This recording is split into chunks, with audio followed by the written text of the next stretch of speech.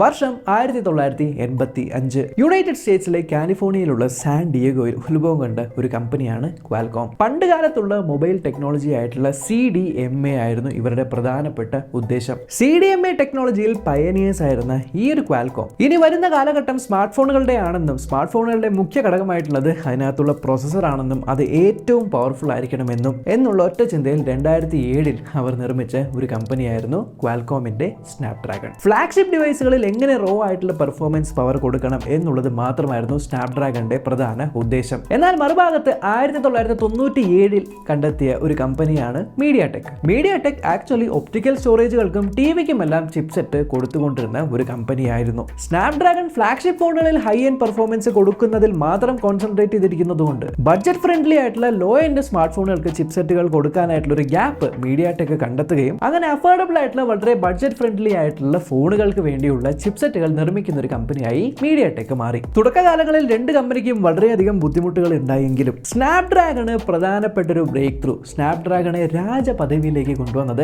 2013 അവർ ഇറക്കിയ Snapdragon 800 series ആയിരുന്നു. ഇന്നേ വരെ സ്മാർട്ട് ഫോണുകളിൽ കാണാത്ത അത്ര പവർ, ഇന്നേ വരെ സ്മാർട്ട് ഫോണുകളിൽ കാണാത്തത്ര എഫിഷ്യൻസി കിട്ടുന്ന ചിപ്സെറ്റ് ആണ് സ്നാപ്ഡ്രാഗൺ ഇറക്കിയത്. സത്യം പറഞ്ഞാൽ മീഡിയാടെക്കിന് സ്നാപ്ഡ്രാഗൺ 2013 ഇറക്കിയിരിക്കുന്ന ചിപ്സെറ്റിന്റെ അത്രയും ഒരു പവർ എഫിഷ്യൻസിയിലേക്ക് എത്താനായി ഏകദേശം 6 വർഷം എടുത്തു. 2019 അവർ ഇറക്കിയ ഡിമെൻസിറ്റി സീരീസ് ആയിരുന്നു ഏകദേശം സ്നാപ്ഡ്രാഗൺ ലെവലിലേക്കെങ്കിലും എത്തി എന്ന് പറയപ്പെടുന്നത്. ഈ രണ്ട് കമ്പനികളും രണ്ട് ദിശയിലേക്കാണ് സഞ്ചരിച്ചതെങ്കിലും എങ്ങനെയാണ് സ്നാപ്ഡ്രാഗൺ ഇത്ര പെട്ടെന്ന് ഇത്രയും വലിയൊരു അച്ചീവ്മെന്റിലേക്ക് എത്തിയത്? ഇതറിയാനായി ഈ രണ്ട് ചിപ്സെറ്റുകളും എങ്ങനെയാണ് നിർമ്മിച്ചിരിക്കുന്നത് എന്നുള്ളത് നോക്കാം. ഒരു CPUവിലെ ഏറ്റവും പ്രധാനപ്പെട്ട ഘട്ടമാണ് ആ ഒരു CPUയുടെ അകത്തുള്ള കോറുകൾ. ഓൾറെഡി നിർമ്മിച്ചിരിക്കുന്ന കോറുകൾ എടുത്ത് ഉപയോഗിക്കുന്നതിന് പകരം സ്നാപ്ഡ്രാഗൺ അവരുടെ സ്വന്തമായിട്ടുള്ള ക്രയോ കോറുകൾ നിർമ്മിച്ചു. ARM ആർക്കിടെക്ചർ ഉപയോഗിച്ച് സ്വന്തമായി നിർമ്മിച്ചിരിക്കുന്ന ക്രയോ കോറുകൾ ആയതുകൊണ്ട് തന്നെ അതിന്റെ ഓരോ ഘടകങ്ങളും ഏറ്റവും കൂടുതൽ പെർഫോമൻസ് ലഭിക്കാൻ എന്ത് ചെയ്യണം, ഏറ്റവും നല്ല എഫിഷ്യൻസി ലഭിക്കാൻ എന്ത് ചെയ്യണം എന്നിങ്ങനെ ഇഞ്ചായി അവർക്ക് മാറ്റാനായിട്ട് പറ്റുകയും അത് കാരണമാണ് അവർക്ക് ഇത്രയധികം മുന്നേറാനായിട്ട് സാധിച്ചതും. എന്നാൽ സ്മാർട്ട് ഫോണുകൾ കാലക്രമേണ ഗെയിമിംഗ് ഡിവൈസുകളായിട്ടും മാറുന്നുണ്ട് എന്നുള്ളത് മുന്നിൽ കണ്ട് സ്നാപ്ഡ്രാഗൺ ക്രയോ കോറുകളിൽ മാത്രമല്ല അവരെ സ്വന്തമായിട്ടുള്ള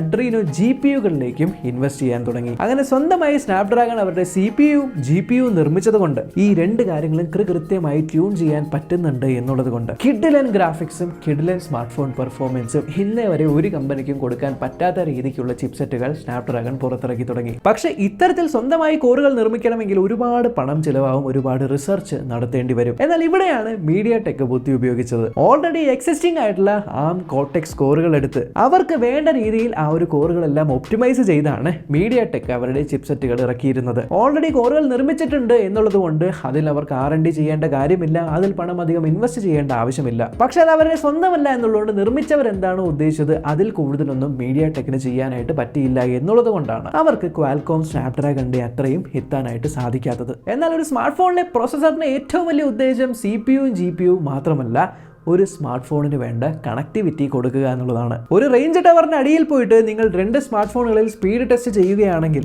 ഏറ്റവും നല്ല എഫിഷ്യൻ്റ് ആയിട്ടും ഏറ്റവും നല്ല രീതിയിൽ ഈ ഒരു സിഗ്നൽസിനെ പ്രോസസ്സ് ചെയ്യാൻ പറ്റുന്ന മോഡമുള്ള ഒരു ഫോണിനായിരിക്കും കൂടുതൽ നെറ്റ്വർക്ക് കിട്ടുന്നത്.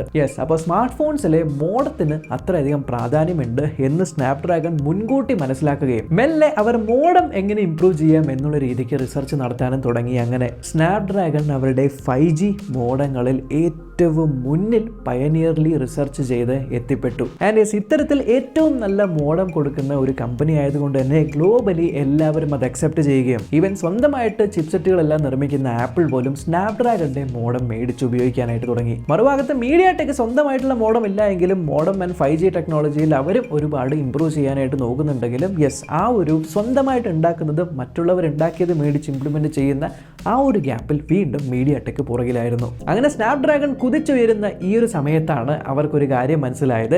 ഇനിയുള്ള കാലഘട്ടം നമ്മൾക്ക് CPUവും GPUവും മാത്രം പോരാ, നമ്മൾക്കൊരു NPUവും കൂടി വേണം.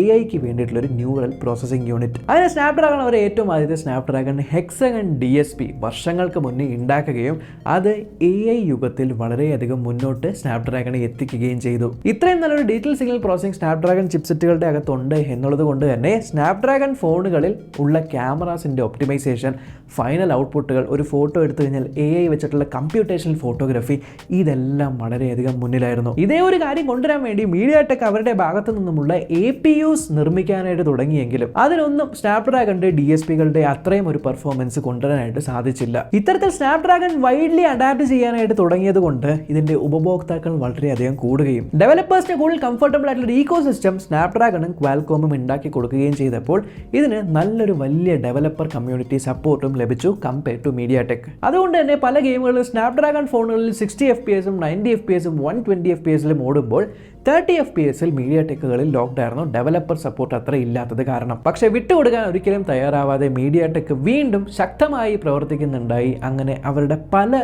GPU, CPU, NPU സീരീസുകളും ഇറക്കി തുടങ്ങി. കറന്റ്ലി സ്നാപ്ഡ്രാഗണ് ഏറ്റവും ടോപ്പിൽ നിൽക്കുന്നത് അവരുടെ 8 സീരീസ് ആണ്. അതിന് താഴെയായിട്ട് അവരുടെ മിഡ് റേഞ്ചിൽ നിൽക്കുന്നത് 7 സീരീസ് ആണ്. ഒരു ബഡ്ജറ്റ് മിഡ് റേഞ്ചിൽ വരുന്നത് അവരുടെ 6 സീരീസും ഏറ്റവും ബഡ്ജറ്റിൽ വരുന്നത് അവരുടെ 4 സീരീസുമാണ്. മറുഭാഗത്ത് സ്നാപ്ഡ്രാഗണുമായി ഈക്വലി കോമ്പീറ്റ് ചെയ്യാൻ പറ്റുന്ന ഒരു ചിപ്സെറ്റ് ഫൈനലി MediaTek ഇറക്കി. യെസ്, അവരുടെ MediaTek Dimensity 9000 സീരീസിലുള്ള 9300 വർഷങ്ങൾ എടുത്തുവെങ്കിലും ഫൈനലി സ്നാപ്ഡ്രാഗണും MediaTekും ഏകദേശം ഇഞ്ചോടിഞ്ച് പോരാട്ടം തുടരുകയാണെങ്കിലും ഫ്ലാഗ്ഷിപ്പ് ലെവലിൽ MediaTek അവരുടെ Dimensity 9000 സീരീസ് കൊടുക്കുമ്പോൾ മിഡ് റേഞ്ചിൽ MediaTek അവരുടെ 8000 സീരീസ് കൊടുക്കുന്നുണ്ട്. എന്നാൽ ഒരു ബഡ്ജറ്റ് മിഡ് റേഞ്ച് സീരീസിൽ അവർ 7000 സീരീസും 6000 സീരീസും കൊടുക്കുന്നുണ്ട്. എന്ന് മാത്രമല്ല 5G ഇല്ലാത്ത 4G മാത്രമുള്ള സീരീസിന് വേണ്ടി അവർ ഹീലിയോ സീരീസും കൂടി ഇറക്കുന്നുണ്ട്. സോ സ്നാപ്ഡ്രാഗൺ ചിപ്സെറ്റുകളാണോ MediaTek ചിപ്സെറ്റുകളാണ് ഏറ്റവും നല്ലത് എന്ന് ചോദിച്ചു കഴിഞ്ഞാൽ ഡേ ടു ഡേ ടാസ്കുകൾക്ക് നല്ലൊരു പെർഫോമൻസ് തരുന്ന അഫോർഡബിൾ ആയിട്ടുള്ള ഫോണുകൾ നിങ്ങൾക്ക് വാങ്ങിക്കണമെങ്കിൽ അത്തരത്തിലുള്ള ഫോണുകൾ ആക്സസിബിൾ ആക്കാനായിട്ടാണ് MediaTek കൂടുതലും ശ്രമിക്കുന്നത്. എന്നാൽ മറിച്ച് നിങ്ങൾക്ക് നല്ല ഗെയിമിംഗ് ചെയ്യണമെങ്കിൽ MediaTekന്റെ Mali GPUവിനെക്കാളും എത്രയോ ബെറ്റർ ആണ് സ്നാപ്ഡ്രാഗണിലുള്ള Adreno GPUകൾ എന്നുള്ളതുകൊണ്ട് കൂടുതലും അപ്പർ മിഡ് റേഞ്ച് അല്ലെങ്കിൽ ഫ്ലാഗ്ഷിപ്പ് ലെവൽ ഫോണുകളിൽ കുറച്ചുകൂടി റിലയബിൾ ആൻഡ് പവർഫുൾ ആയിട്ടുള്ള റോ പെർഫോമൻസ് അല്ലെങ്കിൽ റോ എഡിറ്റിംഗ് പവർ ഒക്കെ വേണ്ടവർക്ക് കൂടി ഒപ്റ്റിമൈസ് ചെയ്ത രീതിക്കാണ് സ്നാപ്ഡ്രാഗൺ പോകുന്നത്. സോ നിങ്ങളുടെ സ്മാർട്ട് ഫോണിനകത്തുള്ള ചിപ്സെറ്റ് ഏതാണ്? സ്നാപ്ഡ്രാഗൺ ആണോ MediaTek ആണോ എന്ന് കമന്റിലൂടെ അറിയിക്കുക. വീഡിയോ ഇഷ്ടപ്പെട്ടെങ്കിൽ ലൈക്ക് ചെയ്യാനും ചാനൽ ആദ്യമായിട്ടാണ് കാണുന്നതെങ്കിൽ സബ്സ്ക്രൈബ് ചെയ്യാനും തൊട്ട് ചില ബെല്ലൈക്കൻ ക്ലിക്ക് ചെയ്ത് ഓൾ നോട്ടിഫിക്കേഷൻ എനേബിൾ ചെയ്യാനും മറക്കണ്ട. നമ്മൾക്കിനി അടുത്ത വീഡിയോ കാണാം. Bye bye.